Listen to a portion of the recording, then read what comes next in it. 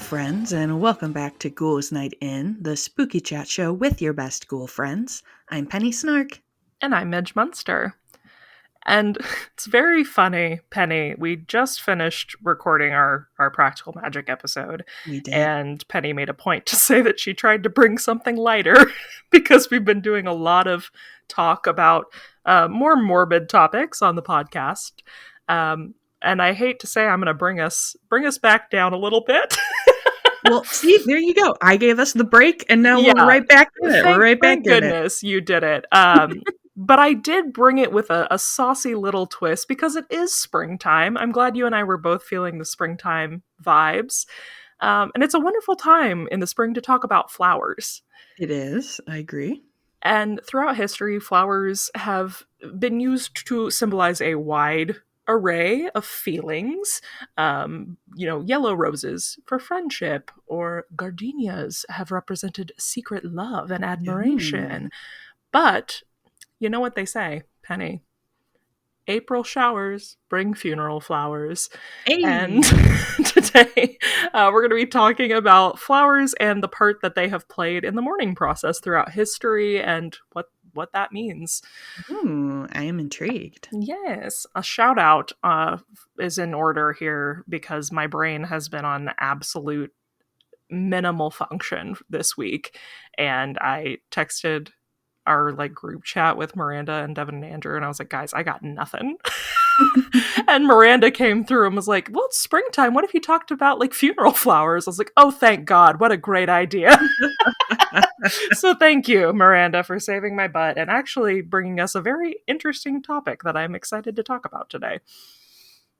So this goes back much further than I anticipated. The first documentation of flowers being used in a funeral proceeding were discovered in 1951 by Dr. Ralph Selecki, and they were discovered. He discovered several burial. My mouth today is not great.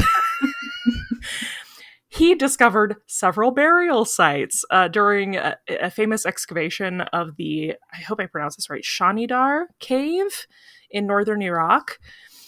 And during that excavation, they uncovered in the soil around these burial sites pollen and flower fragments that suggested multiple species of wildflowers and things that would not have been growing inside the cave per se. And the soil had been there since 16,000 BC. Oh, whoa. Right. And I think I just said 16. What I meant to say was 62. That's an even bigger whoa. Guys, I'm so sorry. I literally, before we started recording this, was telling Penny how I was sick all night last night, and literally my brain is just a pile of pudding at this point. Things that are dead in this episode. Corpses and Midge's brain. Midge's brain. We'll get through it, Midge. We'll do it together. So a really long time, 62,000 BC, the soil samples were from.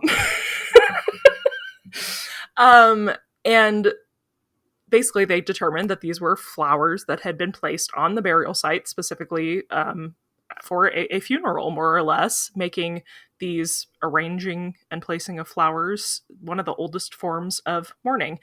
And they actually ended up much not at that exact, not when it was discovered, but later down the line, they marked that as it got entered into a book of records as the one of the oldest human rituals because of that discovery. So it was very cool. That's super cool. Another early form of funeral flowers that comes quite a bit later, though, is from ancient Greece, where funeral wreaths were kind of popularized. They were used as a symbol of continuity and the kind of eternal circle of life, and were often made with evergreen to symbolize the eternal strength of the soul, because obviously evergreens can survive through harsh winters and a lot of challenging conditions. I saw a meme 2 days ago of evergreen trees, like standing next to normal trees and being like, imagine losing your leaves just because it gets a little chilly outside. You tell them. The evergreen trees are Midwesterners. Yes. When Californians are like putting on coats Right. when it's Like, 50 oh degrees. no. Then in England, during the 16th and 18th centuries, again, we're seeing a lot of use of the burial wreath. If a young woman had died, the funeral procession would be led by a similarly aged young woman carrying a wreath made of white flowers to symbolize the purity of the deceased. Wreaths were used for all kinds of things up to now, from a lot of times used for memorials for veterans. There you can find wreaths carved into a lot of tombstones as well, as kind of a symbol of, like I said, that eternal continuation of the being after the body is no longer here.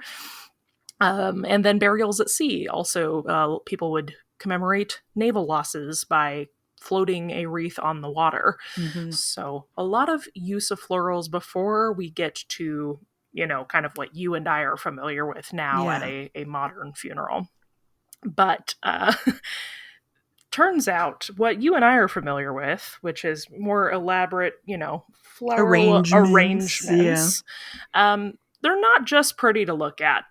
And at one time, unfortunately, they did serve a very distinct purpose in the funeral process. So, the art of embalming is something that took many, many years to cultivate, even though, I mean, obviously, the ancient Egyptians kind of had that down pat. But like modern embalming, as we know it, is a fine art that took some time to get Indeed. to. And so, unfortunately, a lot of times flowers were used to cover up the scent of a decaying body so that people could mourn. Yeah. You don't want a stinky corpse in there. You sure don't. One of the most prominent examples of this is our American president, Andrew Jackson. As rotted in death as he was in life, he died in 1837 at the age of 78, and because of different things that occurred, by the time the funeral took place, his body was not having it anymore. He was not looking so good. And so Undertaker, Lazarus C. Shepherd, in order to cover up the stench of his corpse, covered the entire coffin with a mound of flowers. And some accounts even say that he stuffed the coffin with flowers and sealed the lid in order to mask the smell. And it worked. The potent fragrance of like a gajillion flowers was enough to, overcome the stench of his body and get the attendees through the service. So, okay, I do not want to be a stinky corpse, but I am just like, I love the aesthetics of my coffin being filled with flowers. How cool would that be? we can arrange that. I love that. Also, true story. When you said our American president, I was immediately like, Joe Biden. Like, what? Where's in more recent history? You're like, those problems you have before embalming was created. I was like, was Joe there? I don't think so, but he is pretty old. I thought you were going to tell me that you thought this was how you were going to find out that Joe Biden had passed. No, I mean, I feel pretty confident I would know that, but I was just like, where is this gonna go? Everybody knock on some wood for Joe. Oh my gosh, yeah, this episode isn't coming out for a couple weeks. Yeah. No ill wishes to Mr. Biden. But yeah, so that's got me tickled. That's so funny. But that is kind of one of the benchmarks of how people mark the period where we kind of shifted into these more elaborate funeral arrangements. Obviously, he was a president, so it's a very large scale service, and many people witnessed it, right?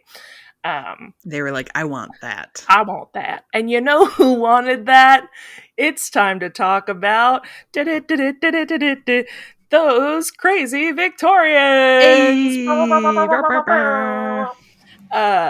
Yeah, if we know one thing about the Victorians, It's that they loved ceremony They did. and they loved weird little secret like languages in how you used a fan or wore clothes Hmm. or all these things had secret meaning or not secret but like Coded. coded. Thank you. Yes.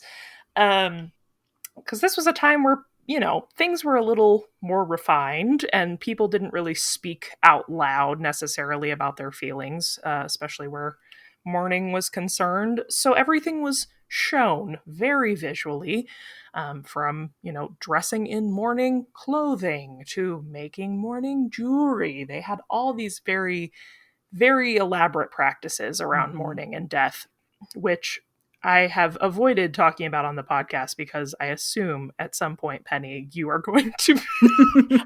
I have left that topic Thank you. for you, but it is fascinating, and I hope we get into that at some point.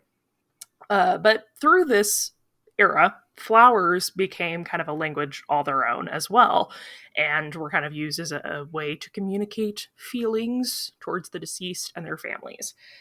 And honestly, when you said coded, it was like a little hanky code for Victorian funerals. They had all these, colors and flowers assigned different meanings. Or is the hanky code like a Victorian flower code for gay sex? The hanky code is so Victorian. I love that. So I love that Victorian. of us. But wreaths were, again, very popular at this time, made of specific types of flowers depending on what sentiment was trying to be conveyed. And the frame of the wreath themselves were usually made from the willow or cypress tree branches because both of those symbolized mourning. And we can actually see this in a lot of Victorian mourning art, that they had a lot of references to the willow and cypress, sprinkled throughout as a symbol of, hey, we're sad. This was sad. Sad. Okay, Penny, are you ready for a pop quiz? I'm ready. So different flower colors had different meanings in the Victorian era, and still actually most of these have carried through to now. So we're gonna do a pop quiz and see how much, if any, you know about Victorian flower hanky code. Oh my. There are several answers for each of these colors, Okay. so if you want to get even, try to get even one. Sounds good. So starting out, I feel like pretty easy. Red. Love. Yes, love. Also strength, respect, and devotion. So yeah, usually used for a family member or a loved, like a spouse, somebody that you were very, very close to. Blue. Respect? Kind of. Sympathy. Sympathy, So, yeah. right. Sympathy. Also just, it listed sadness, which one should hope. Right. I'm like, I think these all mean sadness. Right. Yeah. Sadness, sympathy, and wishing of peace. Okay. For blue. So that might be maybe more, if you weren't as close, that would be an expression of sympathy to the family. This one's a little weird. Orange. Ooh. Isn't orange like something negative? So this listed Am I imagining that? This one listed it as enthusiasm, joy, and warmth, which I'm trying to understand in what context you would send flowers of enthusiasm and joy to a funeral. Unless, I mean, maybe if your bestie's terrible husband died, and you were like, right on, girl. Send those flowers right over to Earl's funeral. Enjoy that widow life. Enjoy that widow life. She's wearing like a widow's gown, but it's orange. So the only thing I could think of maybe would be if like it was an expression of that person in life. Like this was a really joyful person, and so we want to. And I mean, I guess if that. you say like warmth, like you can say like, oh, it's it's like I'm giving you a hug. I'm sending you like warm regards. Which also sounds bitchy, though. Like, warmest regards, Oh my gosh, on deepest sympathies. the event of your husband's passing. Purple. Ooh, isn't purple for like valor? Yeah, valor, admiration, respect, as you. Respect. RESPECT. And surprisingly, I did not know this. Apparently, this is the most common color used for the passing of a grandparent. Oh. Maybe because of that admiration and respect level of, like, Someone who's your older, yeah. elders. Yeah. We went over this a little bit already, but yellow. Friendship. Prawn shop. Uh, I've had some people kind of like goof on me because Taylor and I are like tradition since we've been together. The first year we were dating for our anniversary, he got me a bouquet of yellow roses, and yellow is my favorite color. So it was very thoughtful.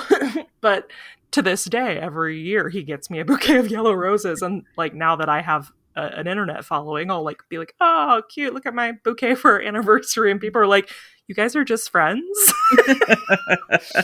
Yeah, I remember reading that in like some, I don't remember, I was reading some kind of flower language thing, and they were just like, don't make the mistake of getting your significant other Yeah, it's a faux yellow pas. flowers. How embarrassing. And How I was like, oh embarrassing yeah, for you. a thing that everyone definitely knows and thinks about. But it actually ended up being weirdly cute because early in our relationship, hi, welcome to Midge's therapy session. I had trouble with the I love you words because I have always kind of thought that people like overuse it.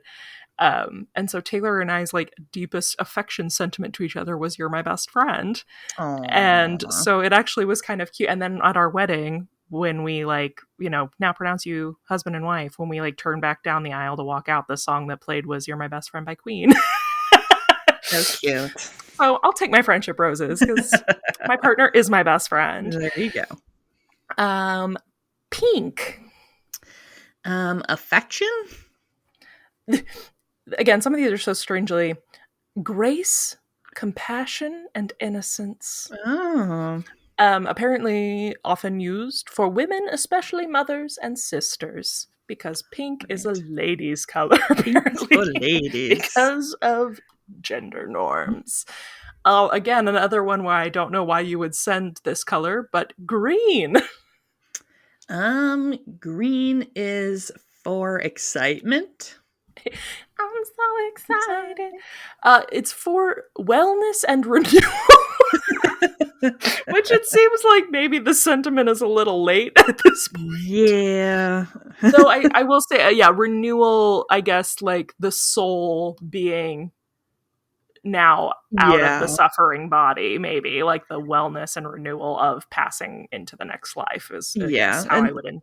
Because I think we had that a bit when we were talking about like grave symbolism in the cemetery episode. Like there's a lot of stuff that's about like living and being eternal and stuff, which can seem a little weird if you aren't approaching it from the perspective of like, oh, like my soul is like right. Yeah, if you're not like an Anglo-Saxon Christian person, that's probably a little odd. But and then finally, white. I mean, you already said pink was for innocence. Is white is maybe innocence, like peace, freshness? Yeah, Certified same general elegance and purity and eternal love. There you go. And these are often used for children, which is very sad, but innocence lost, more or less. So yeah, that's your pop quiz. Hey, those are I didn't do too bad. You did not. Those are your flower color definitions. I did find a really interesting site called In Lieu of Flowers that seemed to be a bunch of people in death care and death sciences talking about the history of flowers and their place in this. And the one article that I read talking about color symbolization and stuff was very symbolization. That's not a word. Made a point to say like, Also, though, don't think too much about it, because these Yeah. families are grieving and will probably just be very, like, it's just nice you thought about them. Right. Or I mean, So, like you kind of were just saying, it's like perhaps the best code is what are the colors that these people like? liked, right. Yeah, exactly. Well, yeah. What will uh, bring them the most happiness to see? Considering we're all Halloween nerds, like, I would love orange flowers everywhere at Yeah. mine. So be excited and joyful. Put orange flowers all over me. Uh, and then we get into the flowers themselves, which also have different meanings. I'm not going to pop quiz you on this one, I Yeah, promise. I This is definitely don't know those. this one's just a good old talky talk. So first off the bat, if you've ever heard somebody say this place smells like a funeral home, that is probably because there is a lily nearby. Hey. Lilies are the most commonly associated flower with death and funeral homes because lilies put out a very strong fragrance. And as we have already addressed in this episode, we needed strong, fragrant florals for bodies at one point.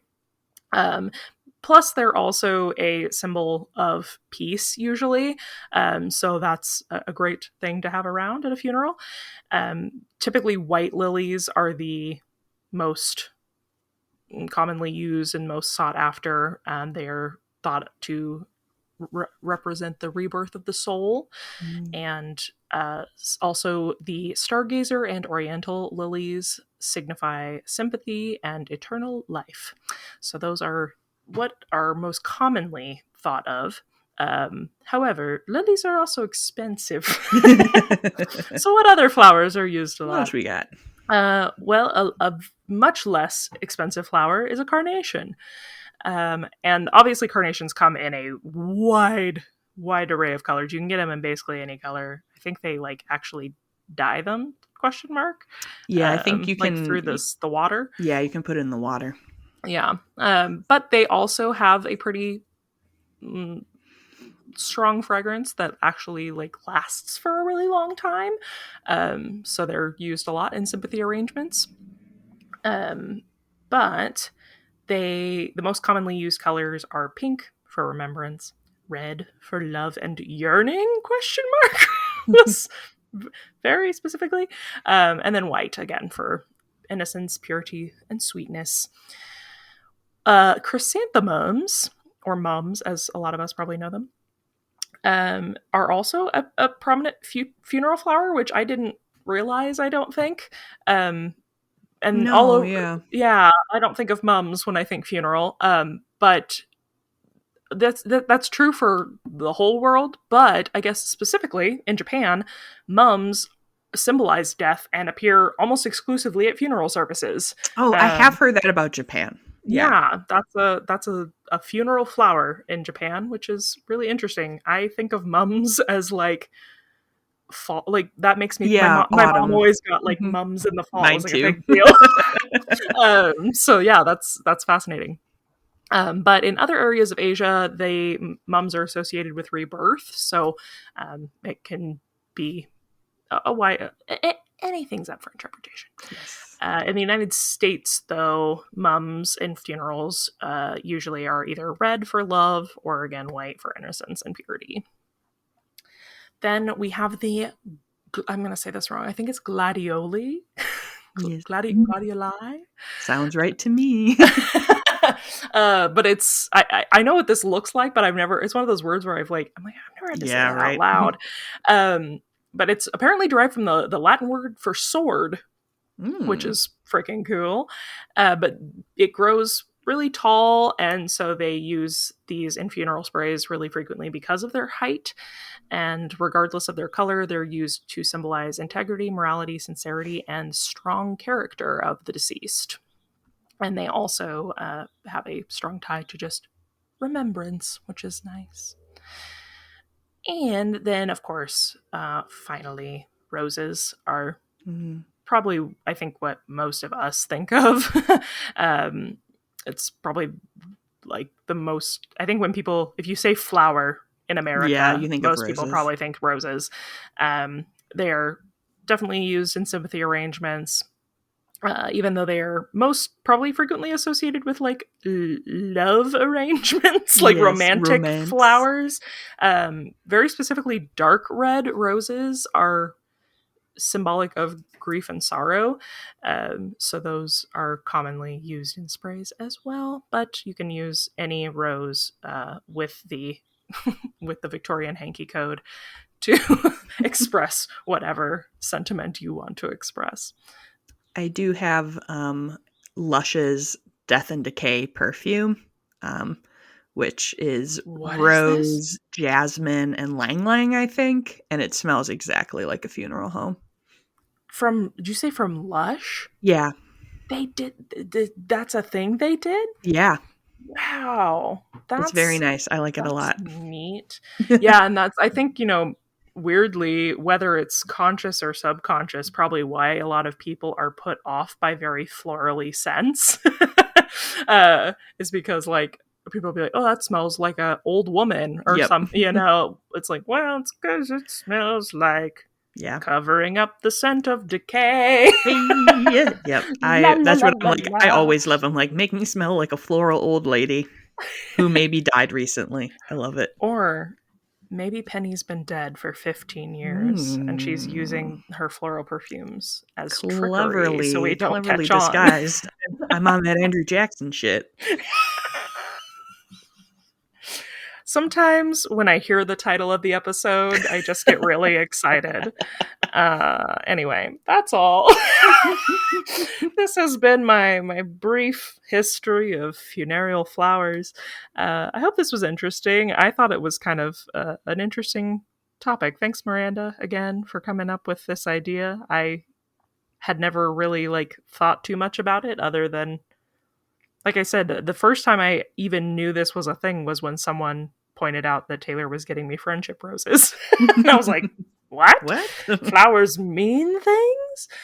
Sounds like you've read a book about this or something. Not a whole book, but I've read articles and things, and I don't know. I definitely went through a period of intrigue in flower language. One thing about you, you're going to have done reading on some weird thing. It's true. I love that about you.